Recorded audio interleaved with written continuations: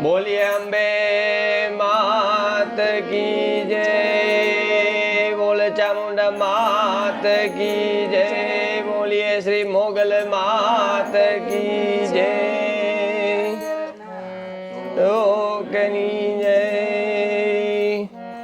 સર્વ મંગલ માંગલ્યે શિવે સર્વાર્થ સાધિકે, શરણ્યે ત્રંબકે ગૌરી નારાયણી નમોસ્તુતે।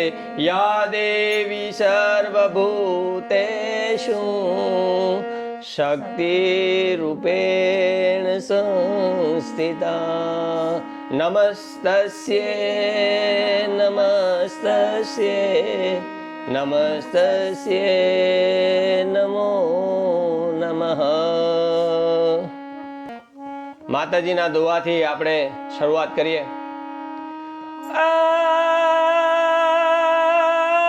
જોને માં જગદંબા તું જોગણી, અને જોને માં જપીએ તારું જાપ, હારે રે જોને અખંડ મારી તારા દીવા બરે, આ મારી પ્રગટ તું આપો આપ। જગદંબા તું જોગણી ને અમે જપી તારા નામ। આપણે જગદંબાના જાપ શું કામ કરી છીએ? વર્ષો પહેલાની, સદીઓ પહેલાની વાત। ભગવાન શંકરે મહિષાસુર નામનો રાજા, અને એને એમ કહેવાય કે આશીર્વાદ આપેલો। શંકર ભગવાન બહુ તપ કર્યું, અને પછી એને આશીર્વાદ આપ્યા, ને ભોળિયો નાથ છે આ તો બાપ, જરાક હોકારો કરો ને હાજર થઈ જાય, પ્રગટ થઈ ગયા કે માગ માગ, એટલે કે મને તમે વરદાન આપો કે મને કોઈ આ જગતની અંદર કોઈ નર મારી ન શકે। અને પછી તો આશીર્વાદ અપાયા, અને ધીમે ધીમે થતા જેમ આપણે કોઈ સફળતા મળે ને જીવનની અંદર, એમ આપણી મતિ ફરે ને એવી રીતના થોડોક આને ભગવાનનો પ્રતાપ મળી ગયો, અને એ પ્રતાપના આધારે એ તો ભાઈ અવરે રસ્તે ચડી ગયો। અવરે રસ્તે ચડ્યો ને મંદો રંજાડ કરવા, કોઈને મારે, રંજાડે, કાપે, કોઈને લૂંટી લે, એમ કરતા કરતા ધીમે ધીમે એનું જોર વધવા માંડ્યું। કેમ કે આ તો શંકરનો આશીર્વાદ બાપ, ઘટે એમાં કઈ હે। અને ભાઈ શંકરના આશીર્વાદથી એને તો એટલું જોર આવવા માંડ્યું પછી કે હવે તો મને કોણ મારવાનું છે। અને માણસને બીક મોતની જ લાગે, સમજ્યા? મોત સિવાય કોઈની બીક જ નથી। હમણાં હરફ નીકળ્યા આપણે કે અહીં બેહી નહીં, ભાગીએ પરવાળા, પણ આને બરોબરનું જોર આવી ગયું, રંજાડવા માંડ્યું। ને એક સમય એવો આવ્યો કે એ બ્રહ્મા વિષ્ણુ અને મહેશની હારે યુદ્ધ કરવા માટે તૈયાર થયો। અને પછી બ્રહ્મા વિષ્ણુ મહેશને ખબર પડી, અને હાહાકાર મચી ગયો ચારે બાજુ, અને ત્રણેય દેવો એમ કહેવાય છે કે પછી ભેગા થાય છે। આવી આપણી લોકવાયકા છે, એની અંદર એ ભેગા થાય છે દેવો, અને ચર્ચા કરે છે કે હવે આપણે શું કરશું। પણ આ તો ભગવાન છે ભાઈ, ભગવાન આપણને બળ આપે એ ભગવાનનું જ બળ હોય છે, એ આપણું બળ નથી હોતું। એ તો ભગવાને આપણે જેમ કોઈક ભાડાનું મકાન આપે એવી રીતના એનો માલિક ન બદલાય। અને બ્રહ્મા વિષ્ણુ અને મહેશ એમ કહેવાય કે ભેગા થયા, અને ભાઈ ચર્ચા કરી કે આનું આપણે શું કરશું। ભગવાન પાસે તો બધા રસ્તા હોય, તો અંતર્યામી છે શંકર ભગવાને, મહાદેવ વિષ્ણુ ભગવાને, અને રસ્તો કાઢ્યો। પોતપોતાની શક્તિઓ બધાએ ભેગી કરી, પોતપોતાની શક્તિઓ ભેગી કરી, અને એ શક્તિમાંથી એક આ સૃષ્ટિની એમ કહેવાય કે સર્વોચ્ચ શક્તિનું નિર્માણ કર્યું। એ કોણ? એ આપણી ભેડિયાવાળી બધી માતાજીઓ આજની જે બધી છે ને, એમ કહેવાય કે પછી જગદંબા તું જોગણી ને અમે જપી તારા નામી। જોગણી કેમ કહેવાય ને હું કામ? કેમ કે એ જોગણીએ પછી અવતાર ધારણ કર્યો, અને એની યારે યુદ્ધ કર્યું। યુદ્ધ કરી અને એ મહિષાસુરને એને ઠાર કર્યો, અને આ જગતને પાછું ધર્મના માર્ગે ચડાવ્યું, અને માળીએ રક્ષા કરી। અને આવી તો ભેડિયાવાળી અનેકની રક્ષા કરે છે। ધીમો જરાક હાથ કરો, અને જેમ માં હોકારો દે છોરું ને, એ તો માળીએ આવવું જ પડે ભાઈ હે। એટલે આપણે ગરબાઓમાં ને બધે ગાતા હોઈએ છીએ, એટલે આ આપણી સંસ્કૃતિનું રહસ્ય છે। આપણી સંસ્કૃતિ, આપણો દેશ, એના ખૂણે ખૂણે આ બધા ઇતિહાસો પડ્યા છે, અમર ગાથાઓ પડી છે। એટલે આપણે એ અનુસંધાને 9 દિવસ સુધી મહિષાસુર અને માળીનું યુદ્ધ ચાલે છે, અને એ 9 દિવસે આપણે અલગ અલગ 9 માતાજીના આપણે ગરબાઓ ગાઈએ છીએ। એની અંદર અમારે ગામડાની અંદર જ્યારે નવરાત્રિનો ઉત્સવ આવે એટલે નાની નાની છોકરીઓ જે છે એ શેરીઓની અંદર જાતી હોય અને એક ગરબા ગાતી હોય, ઘીરે ઘીરે જાય ગરબાની અંદર દીવો કરે અને એ દીવો કરી અને પછી ઘેરે ઘેરે જાય. નાની નાની 8-8, 5-5 વર્ષની છોકરીઓ રાજી થતી ગરબાની અંદર દીવડો પ્રગટતો હોય અને એ માથે ગીરબો લઈને ઘેરે ઘેરે જાય અને ઘેરે જાય એટલે એની અંદર અલગ અલગ પ્રકારના દેશી ગરબા ગવાતા હોય. આવો એક ગામડાના ગરબાની ઝાંખી સાંભળીએ. આપણે બધાય આ મન મોર બની થને ગાઢ કરે ને એ તો બધા સાંભળતા હોઈએ છીએ, પણ ગામડાની અંદર કેવા ગરબા ગવાય છે, ગામડાની ગરબાની રહાણ શું છે, આવો એક ગરબાની ઝલક અહીંયા આપણે બહેનો બેઠા છે ને ગાય છે. સંભળાવો. રાતી રે તોડી અને રાતા ઘરના ફૂલ તમારી આઈના અભિભાઈ તમારી વહુને વાજો, તમારી વહુ છે લાડકડાન પગના કરાવજો, ઝાંઝરી ઉપર ઝુમખું ટાઈટ ઉપર ટીલડી આવ્યો જો મારવાલો વીર કાંઈ લાવ્યો સોના નહીં ટીલડી અને તીને મોરજો મોર વધાવ્યા મોતીએ નહીં ઢોળી મેલી રડતી હોય તો દરવા દ્યો, તેલનું ટીપું પડવા દ્યો, તેલને ટીપે થાય ને ગરબો પાછો જાય. વાહ ભાઈ વાહ. આ છે જો આ ગરબાની આપણી રહાણ છે. માતાજીના ગરબા નાની નાની પછી એ ગરબાની અંદર ઘરે ઘરે જાય એટલે એમાં દિવેલ પૂરી અને છોકરીઓ 9 ગરબામાં આવા બધા ગરબાઓ ગાય. એમાં પછી 1 ના 21 રે કાંઈ ગરબો આવ્યો, 2 ના 22 રે કાંઈ ગરબો આવ્યો, 3 ના 20 રે કાંઈ ગરબો આવ્યો, 4 ના 24 રે કાંઈ ગરબો આવ્યો, 5 ના 25 રે કાંઈ ગરબો આવ્યો, 6 ના 26 રે કાંઈ ગરબો આવ્યો, 7 ના 27 રે કાંઈ ગરબો આવ્યો, 8 ના 28 રે કાંઈ ગરબો આવ્યો, 9 દિવેલ પૂરો રે કાંઈ ગરબો આવ્યો. આવા ગરબો પાછો જાય ને. વાહ ભાઈ વાહ. તેલનું ટીપું તમે નહીં આપો તો આ ગરબો તમારી ઘીરેથી પાછો નહીં જાય. આ કેવો પ્રેમ હતો માતાજીની આરાધનાનો.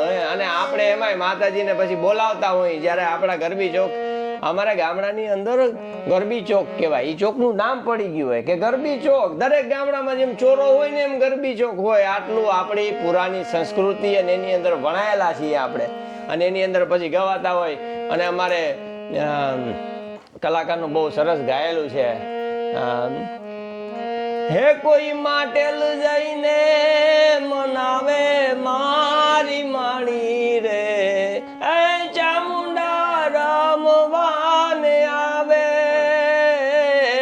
કોઈ mateલ જઈને મનાવે મારી માણી રે, ખોડલ રમવાને આવે. આવી રીતના આરાધના કરે કે કોક જઈને કયો, mateલ જઈને કોક કયો ખોડલમાં આવો રમવા માળી. અને એ પાછી માં ગરબે રમવા આવે. અને ગામડાની અંદર જ્યારે ગરબીઓ ગવાતી હોય, નાની નાની બાળાઓ ત્યાં રમતી હોય, એ જે દ્રશ્ય આપણે બેઠા બેઠા જોતા હોય તો આપને એમ લાગે કે જાણે એક એક છોકરીની એક એક દીકરીની અંદર દેવી જાણે સાક્ષાત રમતા હોય. ઓ વાહ, એ મજા છે. એ આપણી સંસ્કૃતિ છે. એ નવરાત્રી અને એની પાછળનો ઇતિહાસ છે. આપણે ભલે અત્યારે વિદેશમાં બધા આવી ગયા, અહીંયા બધા રહીએ, આ બધું કરીએ, પણ એમ કહેવાય કે આપણે આજે પણ આપણા દેશની સંસ્કૃતિ અને હૃદયથી જોડાયેલા હોય. જ્યારે જ્યારે આપણા દેશની અંદર કાંઈ ઉત્સવ આવે એટલે આપણે બધું યાદ કરીએ.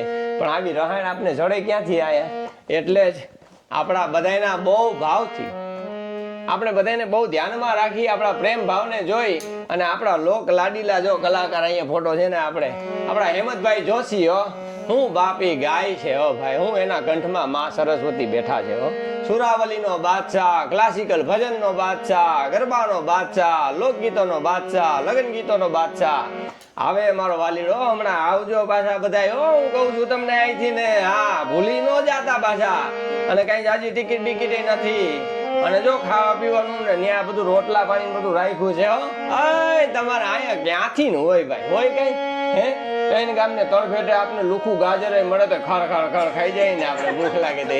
લોદર ન મૂકી આ ભરે ગઈ આ હા આ લોદર અમારો શબ્દ છે હો પાછો હા એમ અમારે જુનાગઢની આપણે ગુજરાતની મધ્યમાં અમે જુનાગઢ અમારો દેશ અમે ગિરનારની ગોદમાં અમે મોટા થયેલા ત્યાં ભવનાથ મહાદેવ બિરાજે પણ એમ કહેવાય કે આભની યારે વાતું કરે ને એની ઉપર એમ કહેવાય કે ત્રણ શિખર ઊંચા જેના હોય એવી મારી અંબે માં બેઠી હો એ અંબે માવડી રે રોણે ચડામાં સોળ સજી શણગાર અંબે માવડી રે રણે ચડામાં સોળ સજી શણગાર સમજો રમજો રે ગોરાણીયું તમે રમજો સારી રા એ ઘોર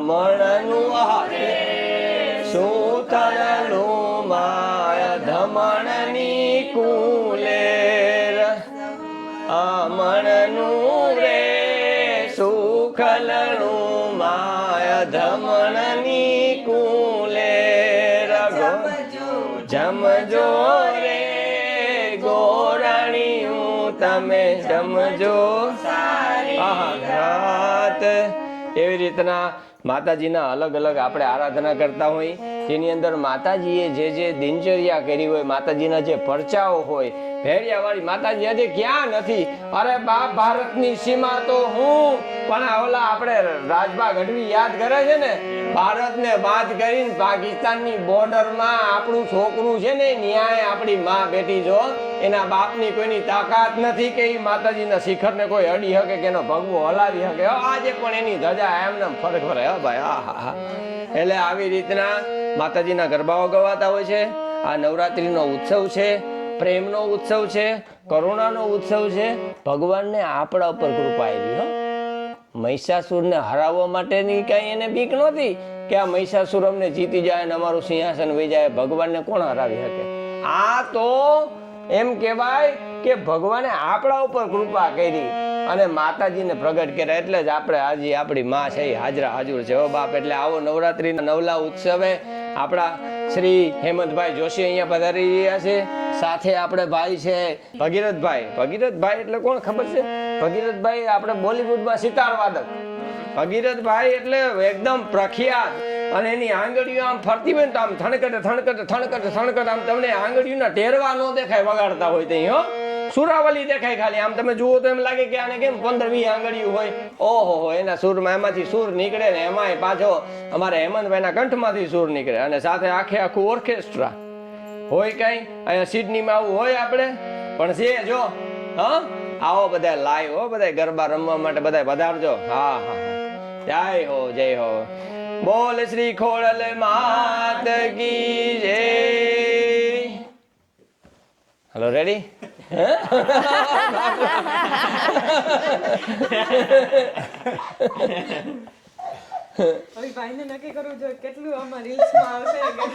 આમાંથી તમારે જેટલું કાપીને બનાવવું એટલું હવે એક લઈ